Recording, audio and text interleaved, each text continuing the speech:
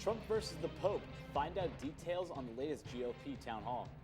Tom Wolf sounds our... Are we live?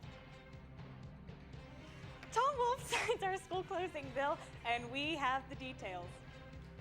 Will Apple give the feds a backdoor to the iPhone security? All this and more on today's Channel 99 News. Live from the Channel 99 studios in the Hazleton Area Career Center, it's the area's only student-produced news show.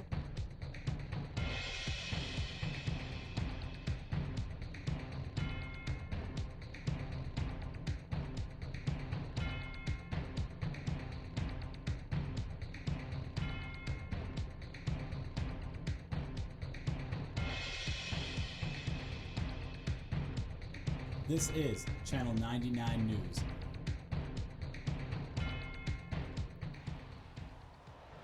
Hello and welcome to Channel 99 BCTV, your only student-produced news show for today, February 19th, 2016. I'm your host, Bethany Gelati.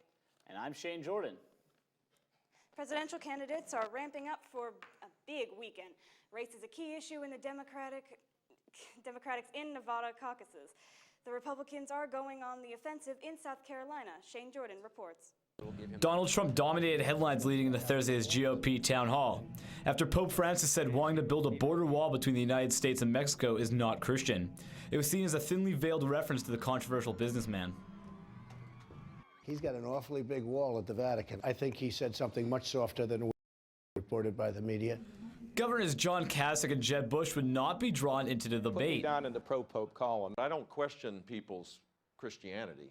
Kasich opened the event reflecting on a moment earlier in the day, when a supporter said he found a hope in Kasich's message. You got to celebrate other people's wins, and sometimes you got to sit with them and cry. And Bush addressed a huge blow to his campaign. Governor Nikki Haley endorsed Marco Rubio. Obviously a powerful endorsement in the state. I'm marking her down as neutral. The Democrats also held a town hall last night in Las Vegas. Hillary Clinton and Bernie Sanders traded barbs in an effort to win over minority voters. And the secretary will say what she'll say. I just don't know where all this comes from, because maybe it's that Senator Sanders wasn't really a Democrat until he decided to run for president. Reporting for Channel 99 News, I'm Shane Jordan. Apple says it will not help investigators break into the iPhone of one of the San Bernardino killers. Kylie Dillon has the details. For investigators in the San Bernardino terror attack, getting into the minds of the shooters means getting into their phone. More than 2 months later, they're still locked out by a simple passcode. It is a big problem for law enforcement armed with a search warrant. At San Bernardino, a very important investigation to us. We still have one of those killers' phones that we have not been able to open. A judge has ordered Apple to help the FBI hack into that phone, an order the company is opposing. In a public letter, CEO Tim Cook says the order would create a backdoor to the iPhone, something too dangerous to create, a position he's made public before. If you put a backdoor in, that backdoor's for everybody, for good guys and bad guys. But Apple is up against the FBI and the Justice Department, both with the backing of the White House. They're simply asking for something that would have an impact on this one device. But Cook says that's not the case, writing that once created, the technique could be used over and over again on any number of devices, exposing Apple customers to hackers and cyber criminals. He's also warning this would create a precedent that could be extended to force Apple to help government spy on its customers. Apple is calling for a public discussion on the issue that may ultimately end up before the Supreme Court. Reporting for Channel 99 News, I'm Kylie Dillon. Nevada looks like a tough battleground for Hillary Clinton and Bernie Sanders. A new CNN ORC poll has Democratic caucus goers in Nevada split almost evenly between the two presidential candidates. 48% say they support Clinton, 47% Sanders. The racial divide among likely caucus goers in Nevada is not nearly as much as voters in South Carolina. Both white and minority voters are about evenly divided between the two candidates. The Democratic caucus is Saturday. I guess you can say they're feeling the burn.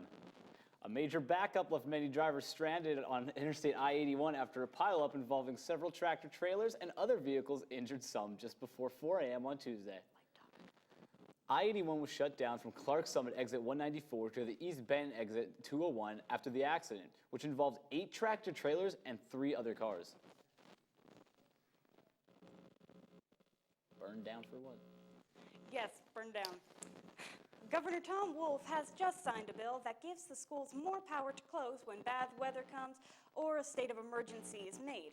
It also gives the schools more ways to make up these days, like making kids go to school on Saturdays, but no more than once a month, as the bill states. Go to school on Saturdays, that's just not right. The Key Club and the Class of 2018 Executive Council will be selling Victoria's candies for Easter forms in the main office, or you can go order them by going to room 238. Orders are due by March 1st. The candy will be delivered to the high school before spring break.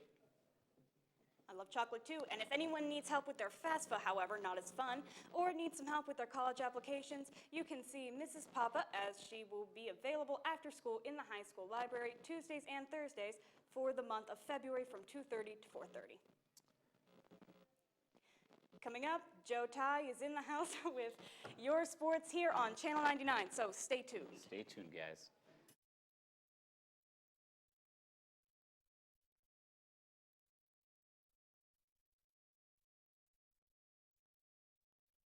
We are GetSchooled.com. You want a college education, don't you? You know you do. Yeah, but I don't know where to start. That's why we're here. We're free, handsome. I think we're breathtaking. And here to guide you through every step of the way, starting with attendance. Gary, financial aid forms. Biology homework, Chief. I got this. Is that Bran?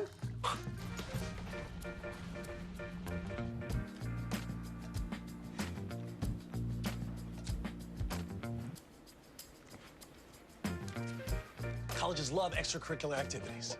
Chess really isn't my thing. I got this. Doesn't matter. Go ahead. Picking a college, man. You and us go together like tacos and Tuesday. And I love tacos. Fire and ice. Those don't really go together. Go to GetSchooled.com for more info.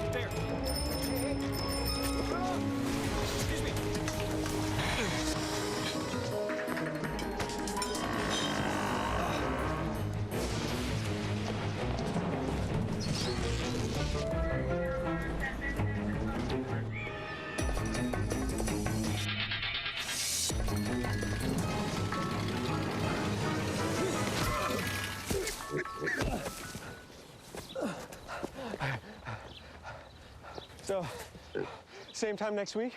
Well, of course. Put away a few bucks, feel like $1 million. For free tips to help you save, go to Feed the Pig.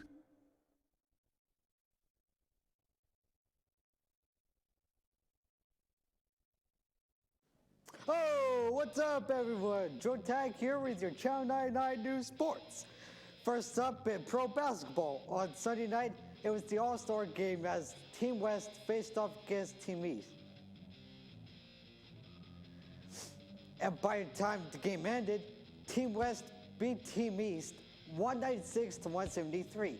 Russell Westbrook of Team West scored 31 points, while Paul George of Team East scored 41 points.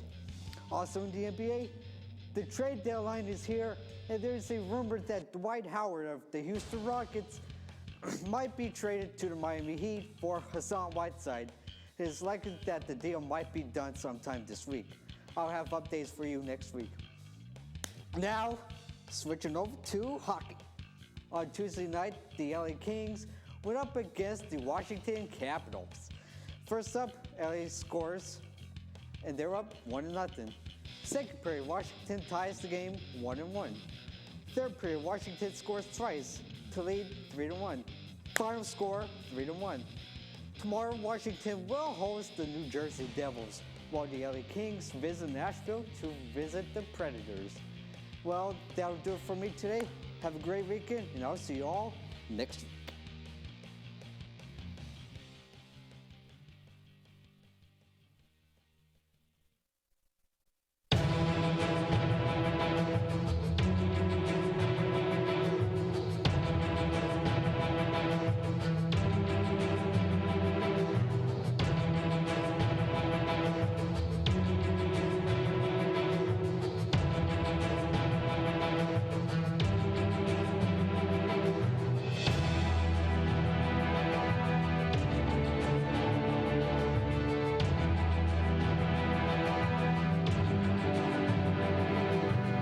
Are you saying the whole San Andreas fault might go off?